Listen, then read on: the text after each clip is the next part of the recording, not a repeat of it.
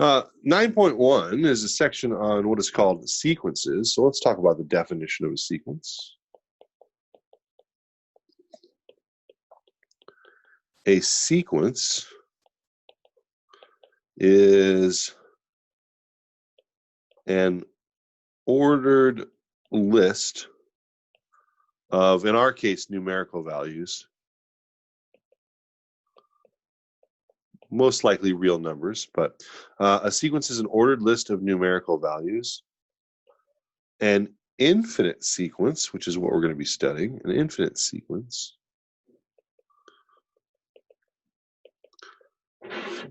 is an ordered list with infinite members, an infinite number of members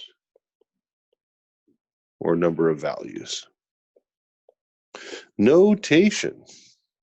Well, let's actually start off with an example. Probably the first example is the one that you're most familiar with. It's the first sequence you ever learn. Anybody tell me what the first sequence you ever learn is? No, it's too crazy.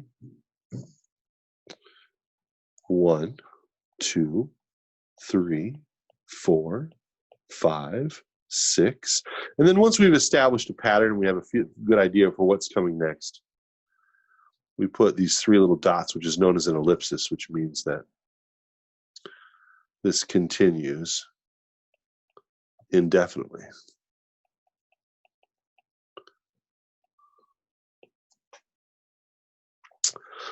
In this particular instance, we give each one of these a name. So it's not just a collection of numbers. It is an ordered collection of numbers. So this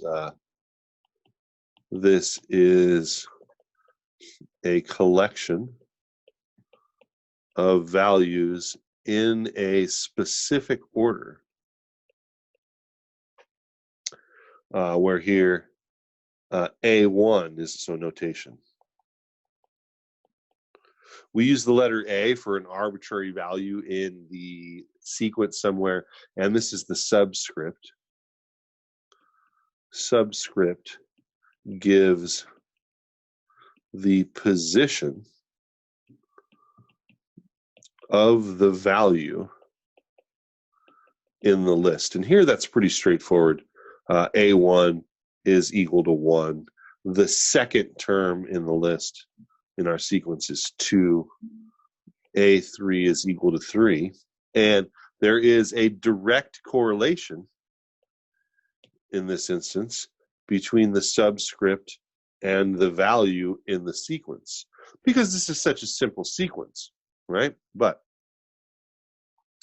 if we change that sequence to something else, right, like 5, 10, 15, 20, 25, 30, dot, dot, dot. This is very similar here.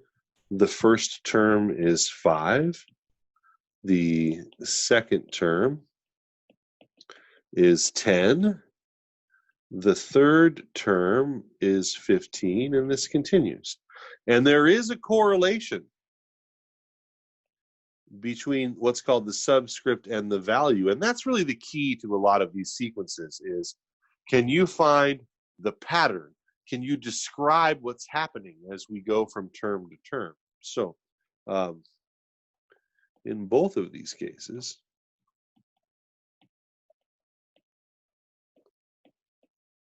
we wish to describe the pattern mathematically. In the first one, it's pretty easy. In example 1, we have our first term is 1, our second term is 2, our third term is 3, and so on and so forth. And it's pretty easy to describe this relationship verbally. It's pretty easy for you to say, well, the subscript down here at the bottom, the subscript is equal to the value of the sequence in that location, right? So whatever the pattern here is, it's equal to the subscript, right? But how do you describe that? And so what we get down here is what's called the nth term. This is the generic nth term in the sequence, or sometimes a sub I, the ith term. It doesn't really matter what that subscript is. It doesn't have to be an n, but typically we use an n for integer. So, and the pattern here is simply whatever the subscript is, that's the value in the sequence. So again, it follows that same pattern. The subscript is the value. The subscript is the value. And so what we want to do when we're trying to find this pattern, so to find the pattern, if one exists, and one doesn't always exist, if one exists, is to, so to find the pattern, we need to find the relation between the subscript n and the value of the sequence a sub n in the nth position. So let's look at example 2. In example 2, we had A1 was 5, A2 is 10, A3 is 15, A4 is 20. And this continues, but the question is, what's the nth term? Well, what you want to do is you want to rewrite these in some way that's related to the subscript. So maybe it's obvious here that this is going up by 5 each time. They're multiples of 5, and this is the second multiple of 5. This is the third multiple of 5. This is the fourth multiple of 5. And then work that pattern backwards and see if it works on your initial cases here. In case 1, we have A1. Well, that's 1 times 5. I guess that works out just fine. And then you can correlate that to your pattern. There's where the subscript is appearing in our sequence each time, which means I can generalize and get the generic nth term, or maybe I'll use I this time. A sub I is equal to I times 5, or A sub n is equal to 5 times the position, although that's more common than the first one, writing it that way.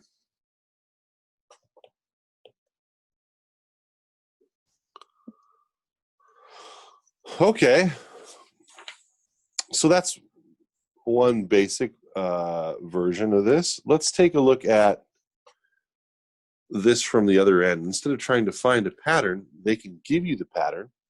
So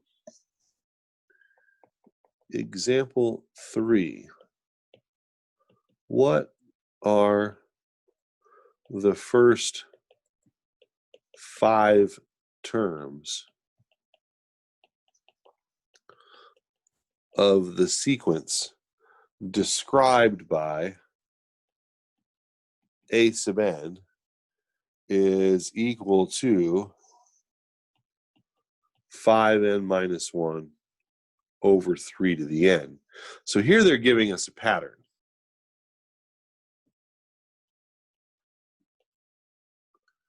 Here we have a pattern based on n, the position in the sequence. So think of this as a function. Think of this as a function of n, that is f of n equal to an is 5 to the n minus 1 over 3 to the n. And so what you're going to do is, if you want to find a1, you're going to find f of 1, which in this case is 5 to the 1 minus 1 over 3 to the 1, which is 5 to the 0 over 3 to the first power, which is 1/3. That's our first term. Our second term, f of 2, is 5 to the 2 minus 1 over 3 to the second power, plugging in for n. And what we get here is 5 over 3 squared, or 5/9. Plugging in the third one, f of 3 is 5 to the 3 minus 1 over 3 cubed, which is 25 over 27. A sub 4 is f of 4, and this is 5 to the 4 minus 1 over 3 to the 4th, which is 125 over 81. And A5 is f of 5, which is 5 to the 5 minus 1 over 3 to the 5th, which is 625 over 243. And our sequence looks like this. 1/3, 5/9, 25 over 27, 125 over 81, 625 over 243, and this continues. And at some point we get the general term, 5 to the n minus 1 over 3 to the n, and it continues right on to infinity. So this is the first 5 terms.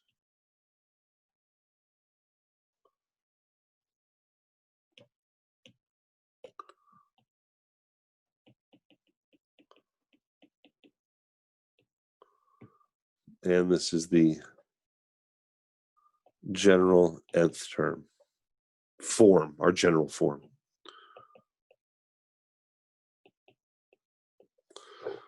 Now, one thing that you want to be able to do is you want to be able to use this idea of index to describe what you're doing. So more notation. Sometimes we say that the collection of all values in a sequence is the following. We might say something like a sub n, where n is greater than or equal to 1, or the a sub n's where n starts at 1 and finishes at infinity, or goes to infinity. So this says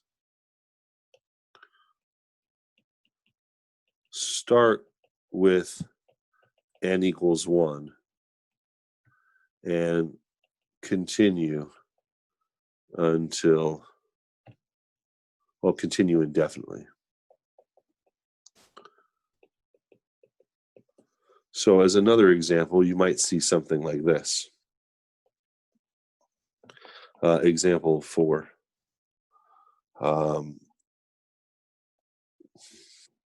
Negative 1 to the k over 2k plus 1 from k equals 3 up to 7. So what does that mean specifically? Well, it means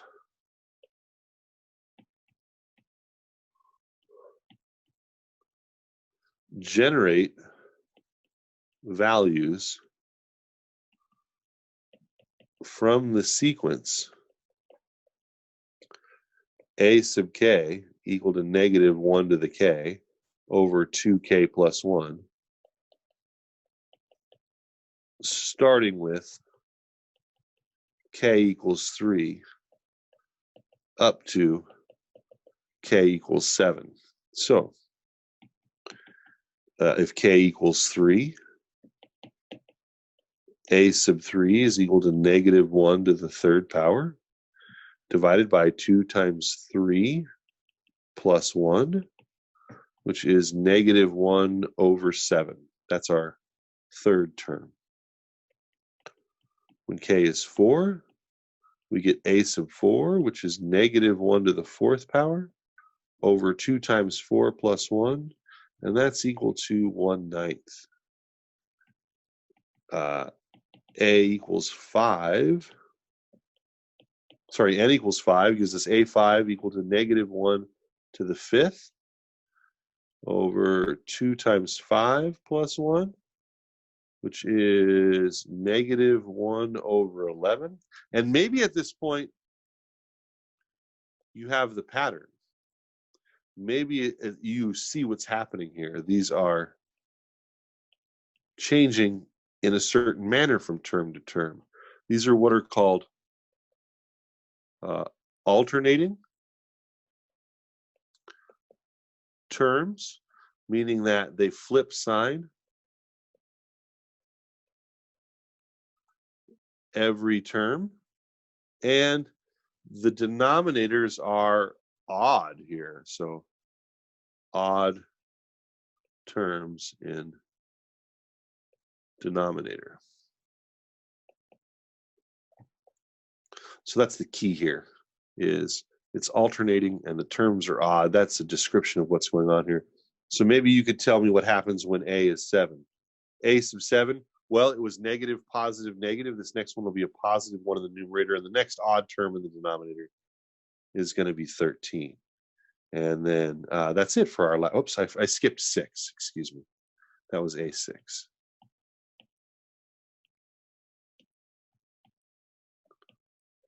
And then A sub 7, oops, n equals 7. Damn it. Dagnabbit. Those should be K's. K, K, K. A7, this will be negative 1 over 15. Is the pattern there. So once we have an established pattern, it's pretty easy to follow. But, you know, saying this verbally, the terms are alternating and the denominators are odd, is the same thing as actually saying this. Powers of negative 1 alternate, and if k is an integer, is k even or odd? So that's a pretty simple question. And the answer to that question is also pretty simple. Don't know. Could be either. But 2k, if we take a number and double it, but 2k is definitely even. So this is how you describe something that's even. If k is an integer, if k is an element of the integers, then 2k is even without a doubt.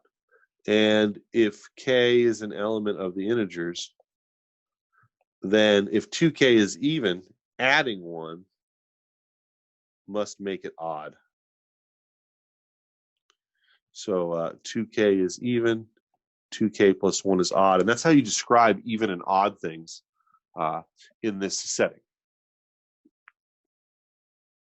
Okay. So maybe we look back at this and go, oops, a k, which was negative 1 to the k, over 2k plus 1, is alternating with odd denominators.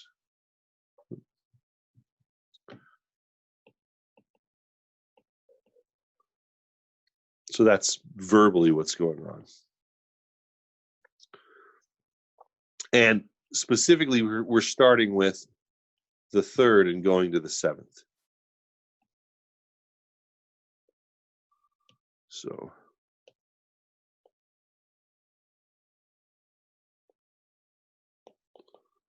start,